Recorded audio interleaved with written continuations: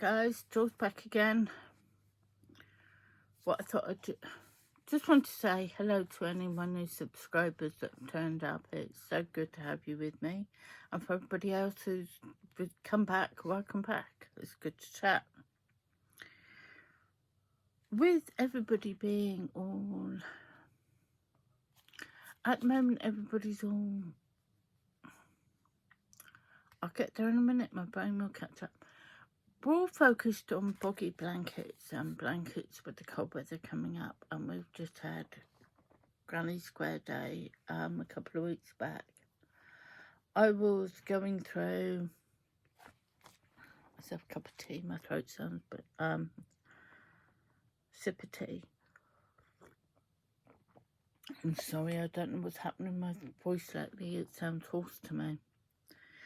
But anyway, with blankets and Granny Square Day coming up, I was going through organising a shelf the other day, and I come across this little beauty.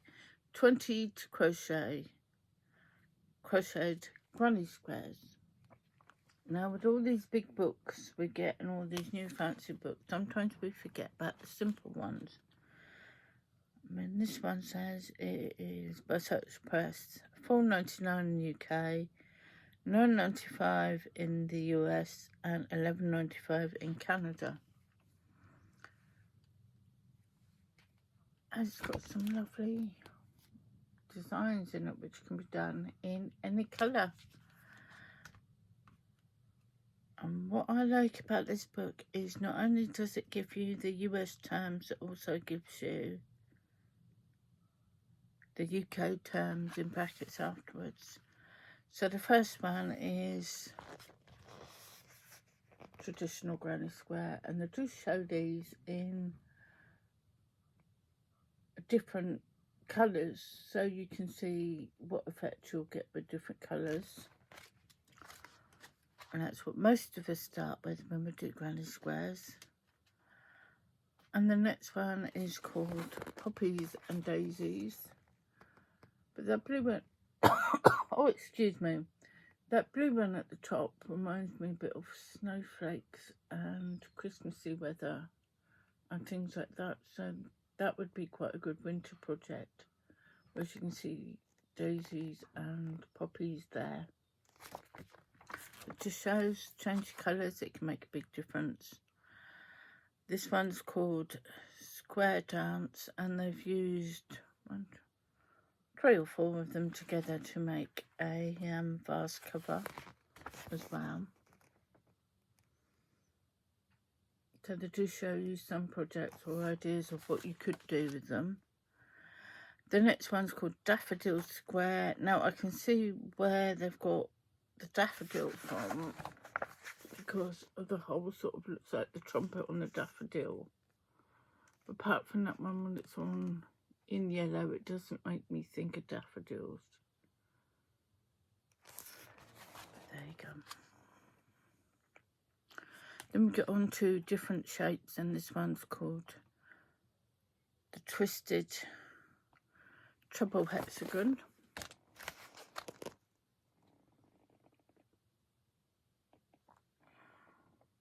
I think there's some front post or back post there, but I could be wrong. Probably wrong, haven't got time to read through it all. This one's going to be difficult. Cappuccino Lace Square. And they've shown it as a pillow or cushion cover. That one's pretty. Then the next one is... Sorry guys, I've got no idea why I keep coughing.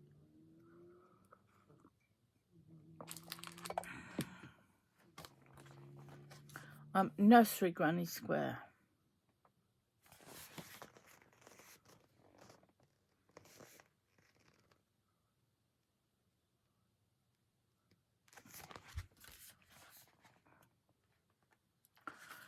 We've got a circle, scalloped circle. Again, you see how differently it looks used with multicolours or just one colour. There's nothing that says you have to use all the colours. And this one's going to be awkward. Let me see if I can find it.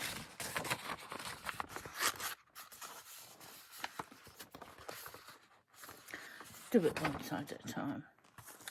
First time, it's called Tudor Rose. And then they show how they've made it into fingerless mitts.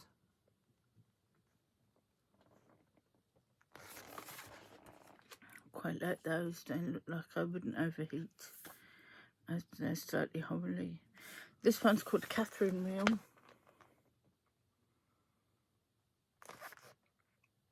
Which the name Catherine Wheel always takes me back to my childhood with fireworks night.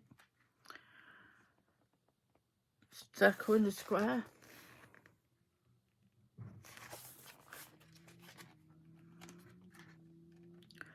Floral ring, and they've shown you and told you how to turn that into a pincushion,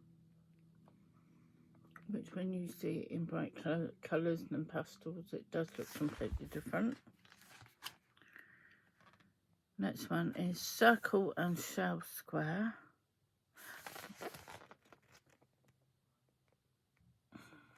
That one makes me think of a weirdly shaped eye. But there again, my brain doesn't work like most people do. English is not Englishing today. The next one's called Daisy Loop, and they've shown how they've made it up into a pretty scarf.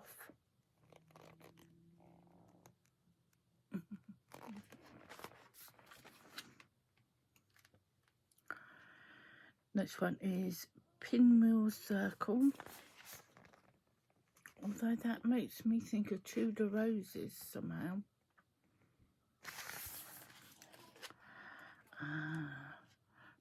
Dog Rose Triangle. So we've got triangle granny squares now.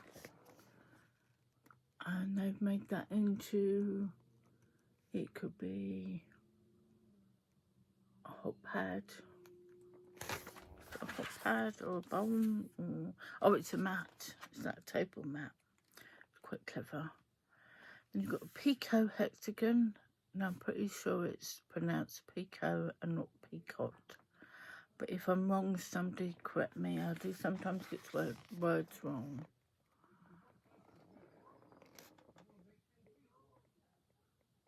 That shows you how it comes out in neutrals as well as brights. A lot of these books only show you one colourway, and it doesn't, sometimes it doesn't spark your brain as to how it may look in another colourway, and doesn't ignite your imagination, should I say. The next one's called Alpine Meadow Square, and I've turned that into a small bag with various colours.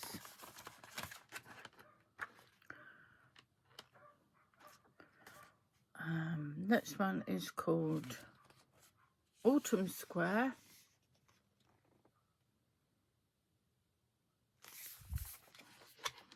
I think the next one is the last one, yeah.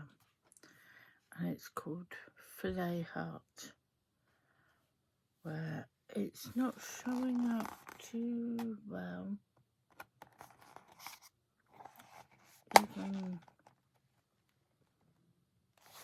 there, but I'll do a quick flash of, if they'd put that with something darker behind, you'd been able to see it. But anyway, that's 20 different granny squares, which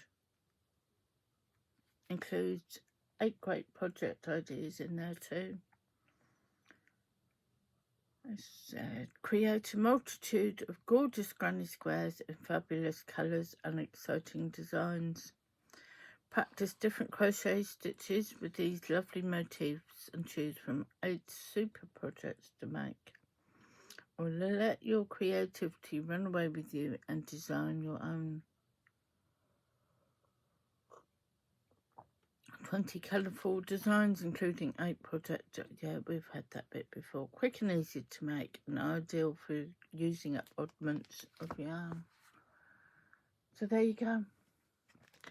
And I believe they've got a whole range of these 20 to crochet or knit or make, and there's beanies and all sorts. So if this is the sort of thing that interests you, it's a lovely little book that could easily fit in a project bag, and you could use up your odds and ends, or even colour coordinate them on. So that's my book look for today, and it makes just the right size for fanning your face when you're hot too. Anyway guys, I'm going to let you get on, and I'm going to go and find somewhere cooler to sit because it's a bit warm up here. Take care of yourselves. Keep smiling and stay crafty. Bye for now.